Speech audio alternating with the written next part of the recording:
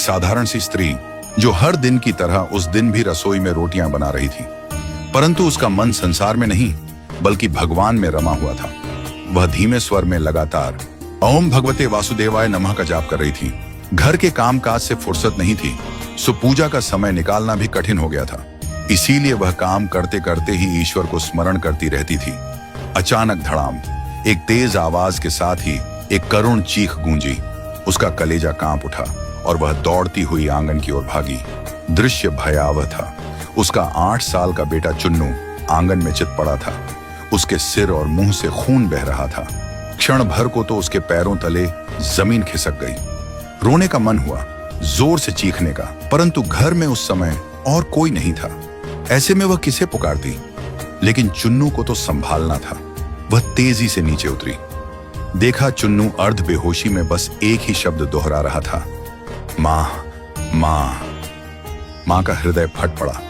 ममता उस क्षण उसकी आंखों से बह निकली।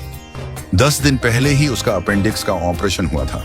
पेट के टांके अभी सूखे भी नहीं थे, लेकिन ना जाने कहां से उसमें इतनी शक्ति आ गई कि उसने 8 साल के चुन्नू को गोद में उठाया और आधा किलोमीटर दूर मोहल्ले के नर्सिंग होम की ओर दौड़ पड़ी। रास्ते भर वह प्रभु को कोसती रही, कैसे भगवान हो तुम?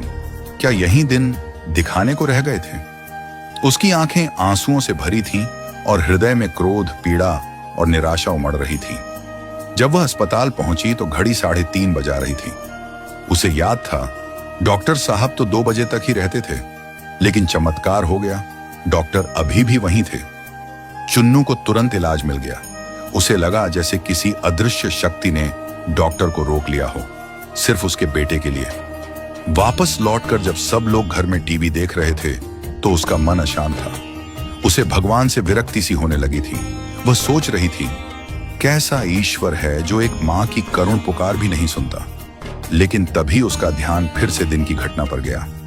याद आया कि कल ही उसने चापाकल का पुराना जंग लगा लोहे का पाइप हटवाया था, ठीक उसी जगह से जहां आज चुन्नू गिरा था।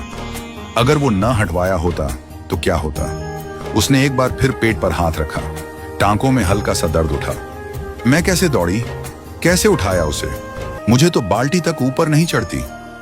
वह स्तब्ध थी। तब उसने टीवी की ओर देखा।